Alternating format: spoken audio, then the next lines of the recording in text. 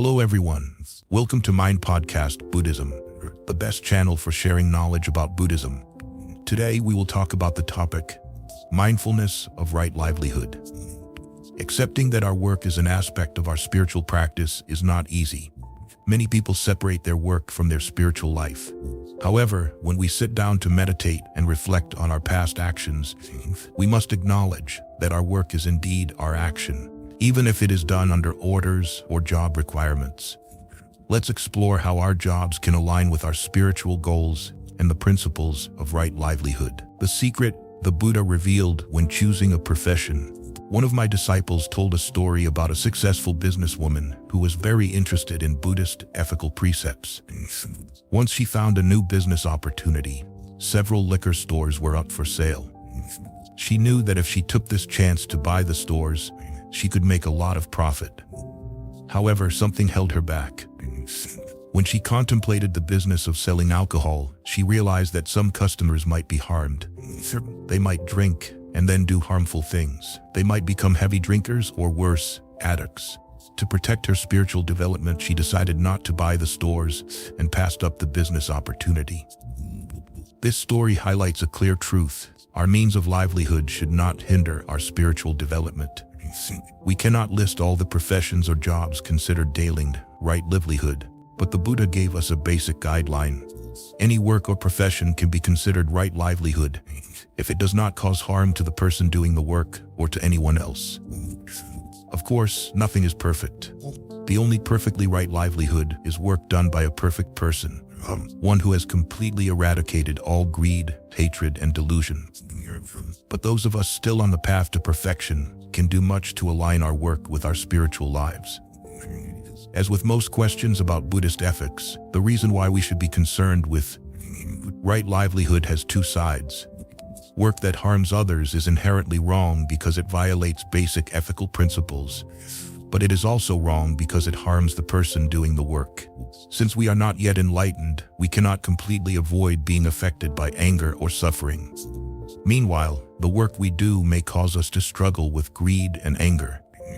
However, we can choose to avoid work that hinders our spiritual progress. If our job causes too much anger, our mind cannot be calm enough to meditate. Consider a very clear example. Suppose a person's job requires him to kill animals. He might be a researcher who has to test new drugs on lab mice, or he might be a fish or pork butcher. When this person meditates, his mind might be disturbed. Every day, he witnesses animals suffering at his hands. He sees the fear in their eyes and their struggle to escape danger. He hears their cries and feels their pain. These images haunt him when he returns home. To do this job, he must deceive himself into thinking that animals do not have feelings, that they are not really sentient beings who experience pain like he does. Deep down, he knows this thought is false, but he continues to kill because it is his job. This inner conflict agitates his mind, and gruesome images appear when he meditates. He cannot practice compassion. He cannot relax. Clearly, this person's job is not right livelihood. For some jobs, like killing animals, it is easy to see they are bad. For others, evaluating what constitutes right livelihood can be much more complex. Some jobs may be acceptable in one place, but not in another, depending on circumstances, such as whether an employer requires employees to act unethically. Considering the following three levels can help us decide whether a job is considered right livelihood or not. Questions to assess right livelihood. We can determine whether a job is considered right livelihood by asking ourselves three interrelated questions. First, is my job inherently wrong? That is, by definition, is the job wrong? Does it involve the production, sale, advertisement, or use of guns or other weapons? Does it involve poisons or addictive substances? Does it cause harm or death to living beings? The Buddha explicitly taught that occupations involving weapons, poisons, or killing are clearly not right livelihood. Many occupations clearly fall into this category. For example, researching and developing chemical or nuclear weapons, producing or selling pesticides, setting up networks to guide missile launches, or exploiting cheap labor are obviously wrong. I could also add that writing for tabloids that harm the reputation of celebrities, or working for online programs that spread hateful speech, should be considered a type of poison. as mentioned by the Buddha, as a wrong way of earning a living. The Buddha's teaching can be broadly applied to include non-traditional occupations. Earning a living from violent sports that cause injuries, such as boxing, is a wrong livelihood. Owning or working in casinos or gambling establishments is similar. Like alcohol, gambling can lead to addiction.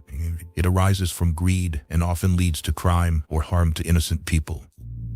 Needless to say, criminal activities in any form, including speculation, illegal transactions, fraud, deception, and corporate crime, are wrong livelihoods. Occupations that endanger the health of the person themselves are also wrong livelihoods. Drug trafficking falls into the category of dealing in poisons. Drug dealers are notorious for their violent actions and bribery to protect their territories and avoid arrest. Certainly, their activities bring disaster to the weak who fall into buying and using drugs. Drug users also commit crimes to get money for drugs. Innocent family members suffer from domestic violence, deprivation, poverty, and the loss of loved ones to prison or harm. However, as our economic system has become too complex, sometimes determining what occupations are considered wrong livelihood is not straightforward. For example, is working for the military always wrong? It depends.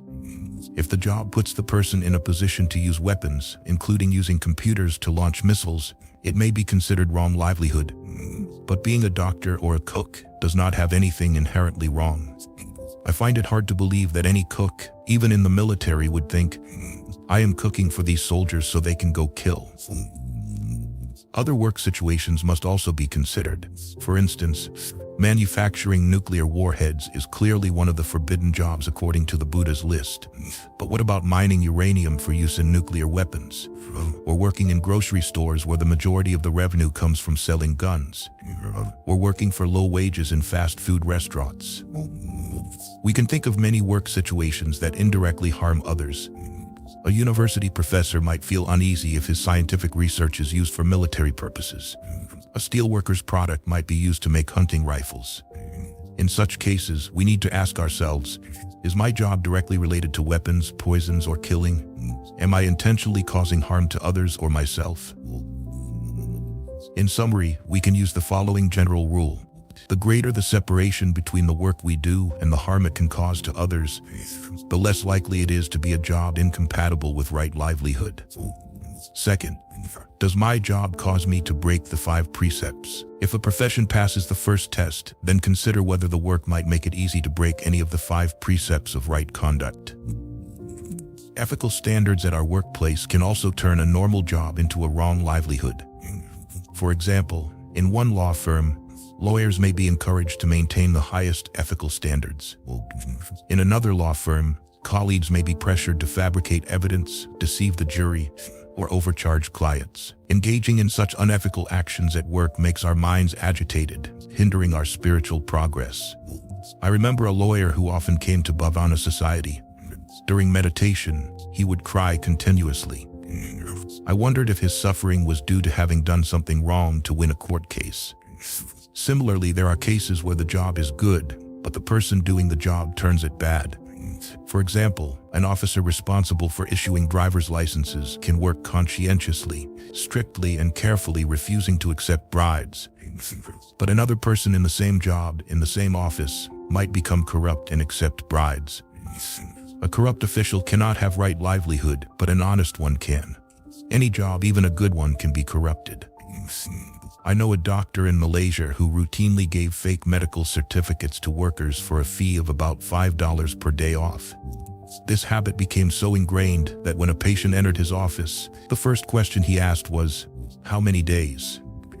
A famous Jataka tale about the Buddha and his malevolent cousin Devadatta speaks of 2 people in the same profession, but only one following right livelihood.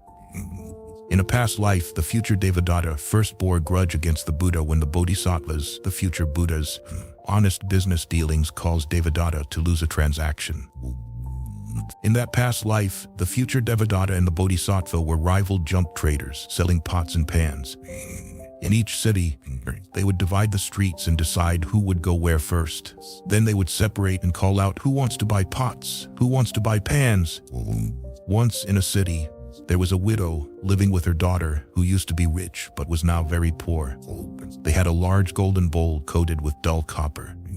These women had no idea of the bowl's true value. When Devadatta appeared at their door, the daughter asked her mother to exchange the bowl for something else.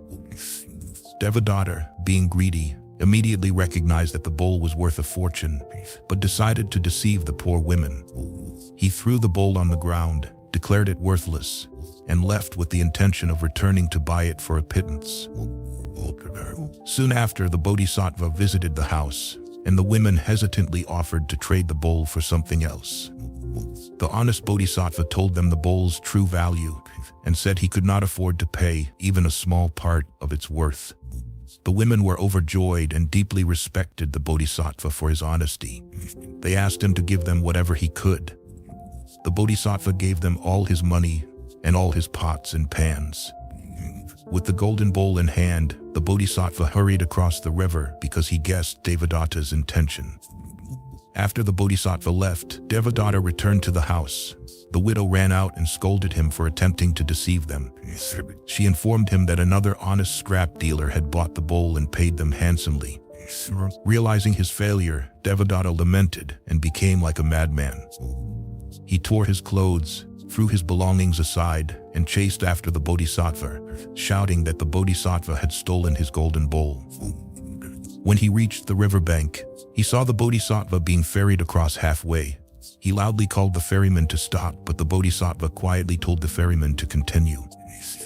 As the Bodhisattva's figure faded away, Devadatta's hatred surged within him. Hot blood poured from his mouth. His heart burst in two, and he fell down dead. Thus, Devadatta was destroyed by his own dishonest business practices. The Bodhisattva became wealthy from selling the golden bowl he had obtained honestly. He lived the rest of his life doing good deeds and always giving to others. When he passed away, his honesty helped him attain better future lives, eventually leading to Buddhahood. Conversely, Devadatta's unwholesome actions also led him to corresponding future lives. Devadatta continued to oppose and conflict with the Buddha. In the Buddha's final life, after attaining enlightenment, Devadatta even plotted to kill the Buddha. It is said that the earth opened up and he fell into hell. J3. The final question is whether there is any aspect of my job that makes me uncomfortable and my mind is not at peace. If an occupation has passed the first two criteria mentioned, we must consider other aspects that might affect our spiritual progress. This is not simple. Since no job is perfect, each of us must decide which factors are unmanageable. Dishonest colleagues, rude customers, lung-damaging chemicals, products that pollute the environment, indirect associations with companies exploiting labor. In my opinion, the best way to determine if a job is right livelihood is to measure its impact on the mind. For example, a company dumping toxic waste into a river affecting fish and other wildlife. Later, workers in the company learn about this reckless dumping. Two of these workers care deeply about practicing right livelihood. Should they leave their jobs at this company? One worker is filled with disgust at what has happened. His mind repeatedly recalls images from the news about the event. He thinks about the unwholesome nature of those who made the decision, and his mind fills with accusations from his perspective. The second worker continues to work with compassion for those affected, including those responsible for the decision. She hopes that those in power in the company will realize their wrongdoing and take steps to correct and prevent similar issues in the future. This thinking keeps her mind at peace. Some might say both workers should quit because they work for a company with no conscience. Others might argue that only the worker discontent with the company should leave, as the job negatively impacts his mind. We need to use wisdom and understanding of the Buddha's teachings to discern what is right. Ethical principles help us know right from wrong. We do not want to participate in or support unethical actions. Furthermore, ignoring our conscience is also unethical. If we tell ourselves, I cannot change anything and what happens does not affect me personally, we separate ourselves from the global community. The Buddha's teachings on loving kindness advise us to care not only for ourselves and our relatives, but also for our neighbors, community, and everyone. Each of us is just a small, individual cell, but together, with billions of other cells, we become part of the world. Therefore, we have a duty to protect justice. But, and this is very important, in doing so, we must be careful not to harbor ill will or blame others with hatred. Any intentional action, even one intended to correct a wrong, must originate from love and compassion for others and all beings. With this mindset and filled with compassion, we can then act. Returning to the question of whether the two workers at the polluting company should quit their jobs, we cannot draw a quick conclusion. Depending on our spiritual level, leaving might be right or wrong. But one thing is certain, the important thing is always to protect and nurture our wholesome mind. A passive attitude towards evil is not wholesome. However, anger, rage, or hatred is also not wholesome. Even if we decide to quit to maintain right livelihood, quitting with anger does not benefit our spiritual path. We must keep our minds calm, free from hatred, and full of mindfulness. We must always remember that our ultimate goal is to free the mind from all greed, hatred, and delusion. The most profound impact we can make in this world is to face every situation with a clear, compassionate, and loving mind. With a calm and detached mind, we can act or choose not to act, or do anything that best cultivates and manifests our love and compassion. Based on the points mentioned above, it is best for the workers at the polluting company to practice calming their minds. Then, with a clear and calm mind, they can consider their personal and social conditions and decide whether to continue their association with the company. This is the most loving and compassionate action the workers can take. They can consider how significant the event is, whether it is isolated or part of the company's general policy, whether they are directly involved, and whether they can continue working there without feeling too troubled. A sensitive worker, even if not involved in management, might feel more distressed than an indifferent official.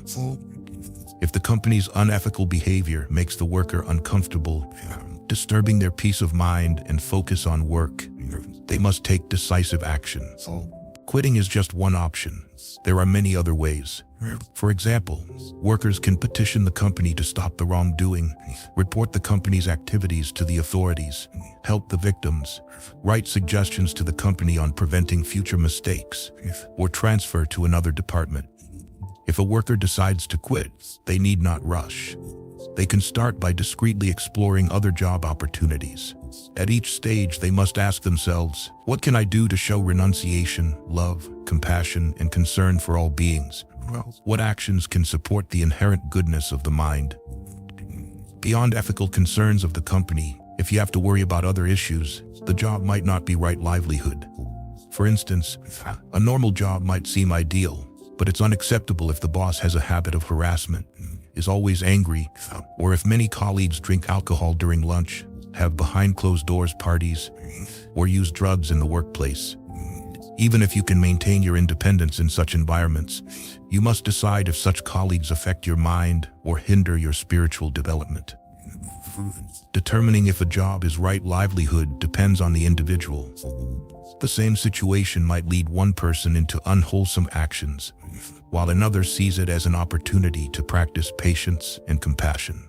Following right livelihood. At this point, some may feel disheartened realizing their job isn't right livelihood. They might ask, what should I do now?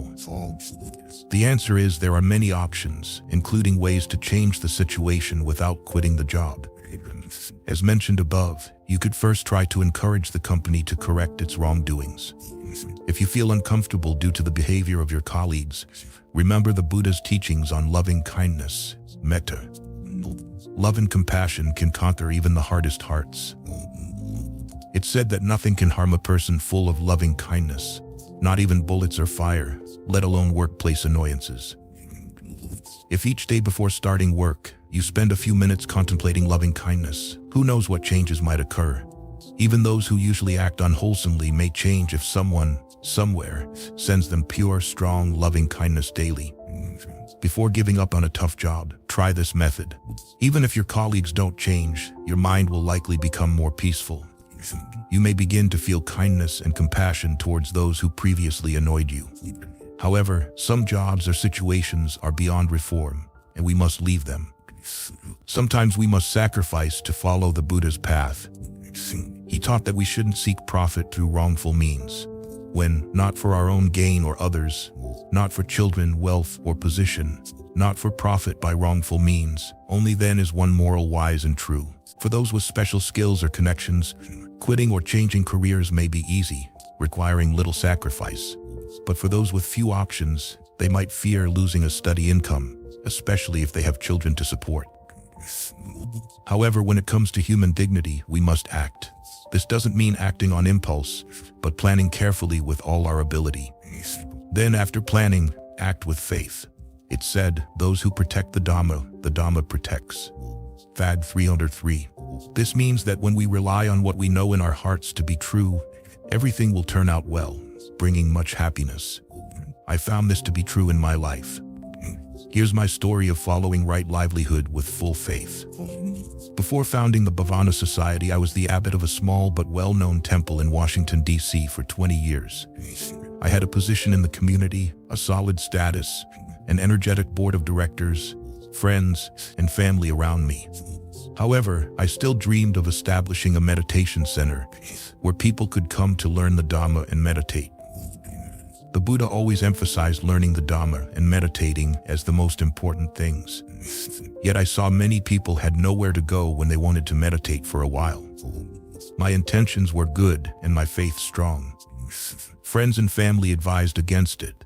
You hold a high position at the first Theravada temple in America, right in the capital. You shouldn't leave. To some extent, they were right. Leaving Washington, D.C. to establish a meditation center in the countryside was a leap from a respected position to uncertainty. The land my friend Matthew Fleckstein and I found for the center was deep in the forests of Western Virginia. The secluded, quiet, serene forest seemed an ideal environment for teaching Dhamma and meditation. The land was beautiful, far from Washington's bustle, but in a conservative Christian area, distant from our supporters. The place was entirely unfamiliar, and we started the center not knowing anyone. Our new society had no members. We didn't know how we would sustain ourselves. Family and friends worried about my meals. Others worried about my safety. But I believed that with good intentions, no matter how conservative the locals, they would see we meant no harm and didn't oppose their religion, and they wouldn't harm us. Soon after buying the land, we eagerly erected a sign by the road reading, Dhamma Village. Soon after, someone altered the sign to read, Damned Village. Later, the sign was taken down. Despite curses and obstacles, we pursued our project. Almost all friends advised against it, and encouragement came from less than 5 people. If anything went wrong, we had no one to help.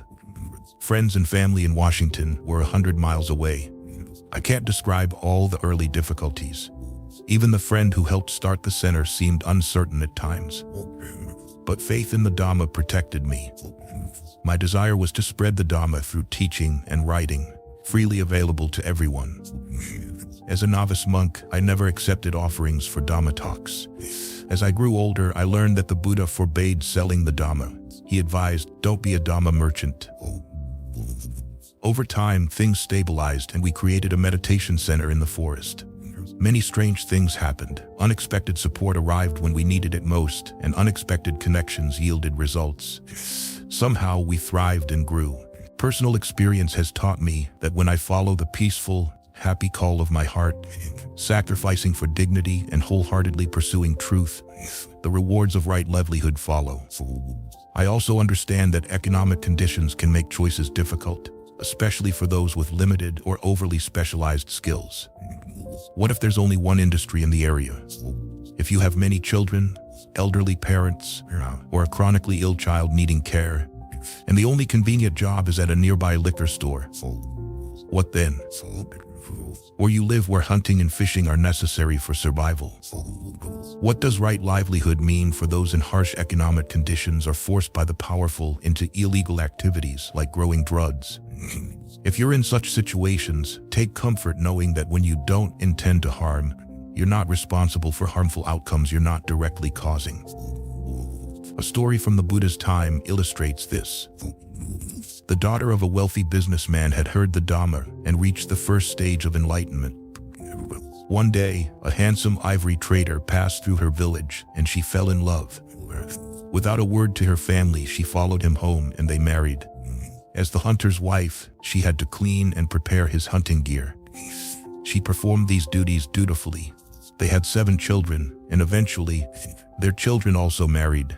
Right livelihood. One day when the Buddha observed the world with his divine eye, he saw that this entire family could be enlightened, so he visited them.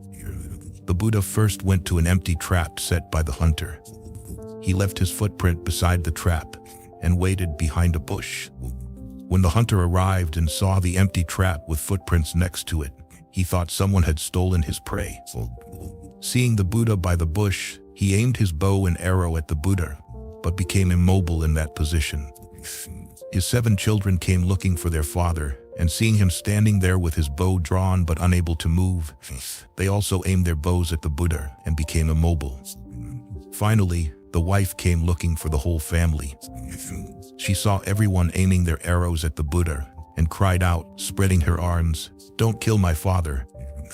When her family heard these words, they thought the man must be her father whom they had never met. The husband thought, "This is my wife's father." The children thought, "This is our grandfather."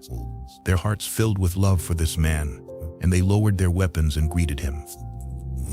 The Buddha then gave them a sermon, and they all attained the first stage of meditation.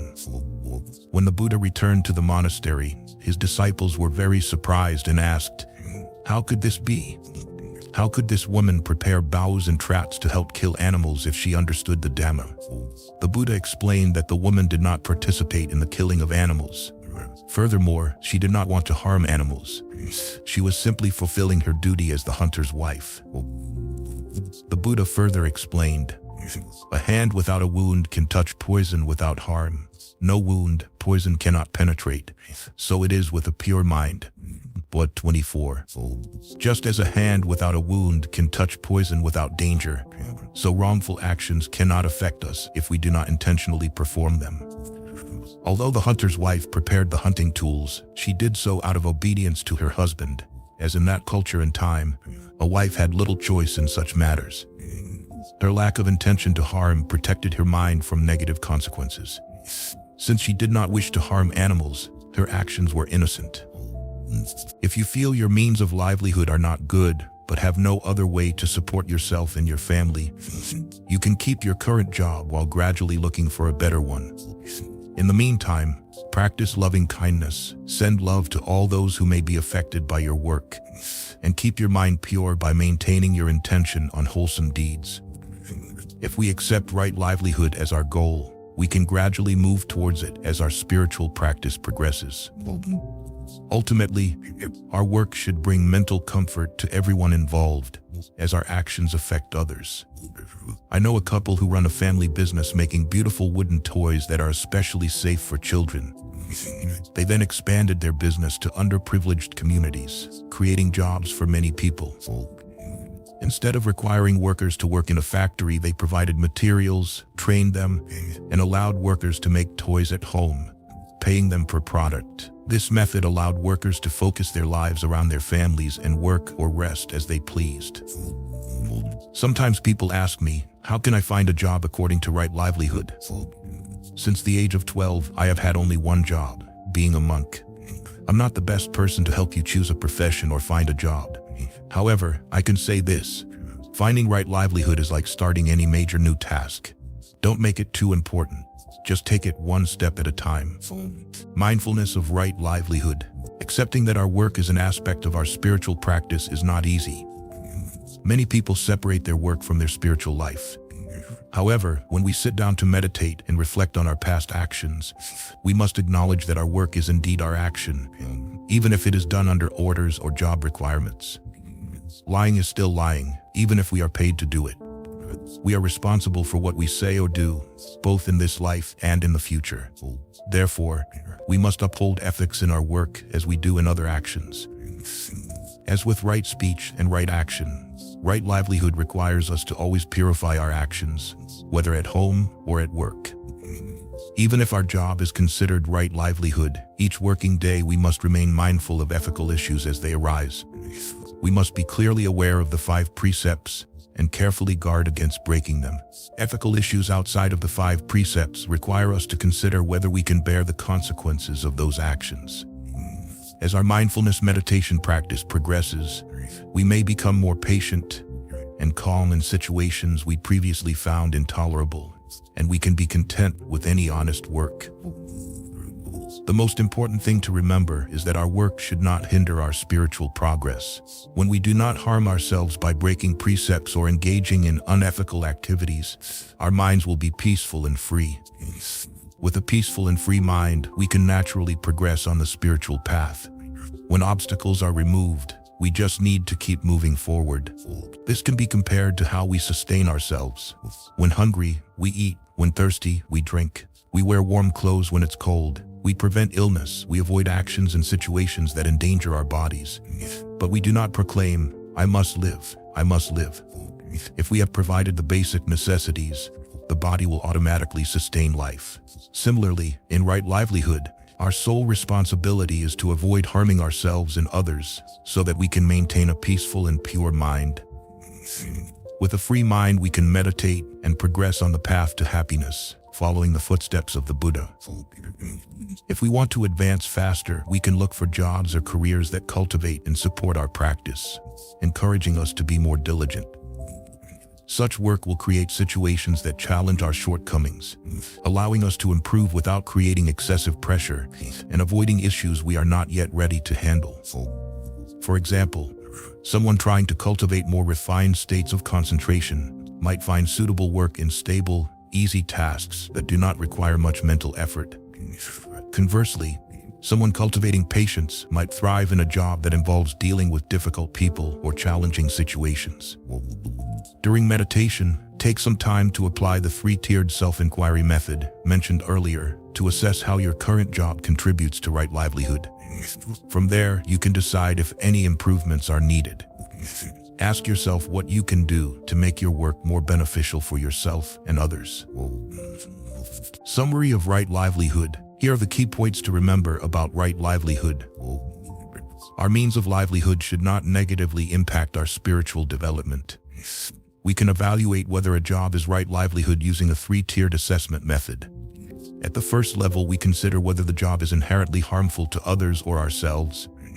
At the second level, we examine whether the job requires us to break any of the 5 precepts. Finally, we consider whether other factors related to the job make it difficult for our minds to be at peace. Loving kindness can positively influence a challenging work environment. If we do not intend to harm anyone, our minds will not be tainted by the negative consequences of our work. Right livelihood is the ultimate goal to achieve as our spiritual practice progresses. Thank you for listening. If you found this video helpful, please share it with those who might benefit from it. Don't forget to leave your thoughts in the comment section below. Hit the like button, follow, and turn on the notification bell. This is how you can show your support for me. Once again, thank you very much, and see you in the next videos.